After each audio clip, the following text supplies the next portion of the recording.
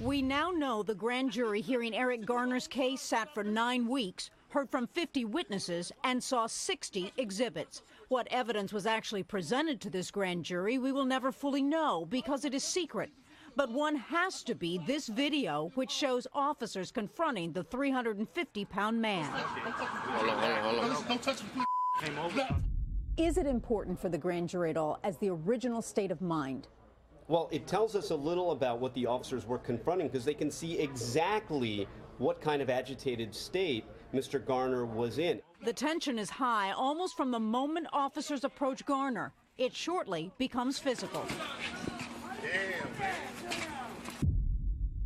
Officer Daniel Pantaleo's attorney says his client was simply attempting to make an arrest, telling the New York Times he wanted to get across to the grand jury that it was never his intention to injure or harm anyone. Well, as we know, intent can be inferred from watching his actions.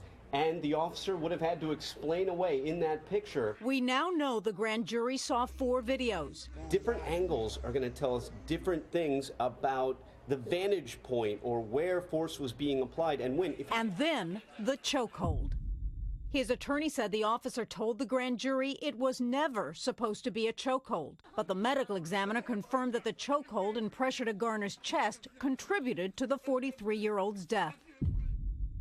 The problem with these holds is that even if you start off not intending to cut off the air supply, a suspect can turn right into it very easily and cut off their own air supply. And that's why these holds have been considered incredibly dangerous, and many police departments have banned them. Well, here's where the autopsy report becomes paramount importance.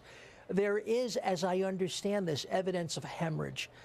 And my assumption now is that we're talking hemorrhage in the strap muscles, which would occur in the type of chokehold which cuts off the circulation to the brain. Garner also had health problems that may have been a factor, including asthma, obesity, and hypertensive cardiovascular disease. His last few words have become a rallying cry. I can't breathe! I can't breathe!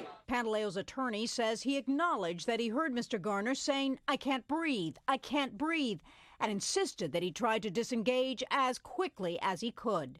But looking at the video, Officer Pantaleo can be seen helping other officers keep Garner down. And the reality is the medical examiner ruled the death of Eric Garner a homicide, death at the hands of another. The grand jury just couldn't single out that person as Officer Pantaleo.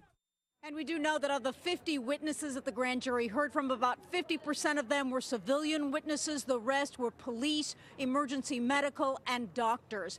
And we also know the jury was instructed on the applicable law when it comes to force in pursuit of an arrest. Erin? Jean Casarez, thank you so much.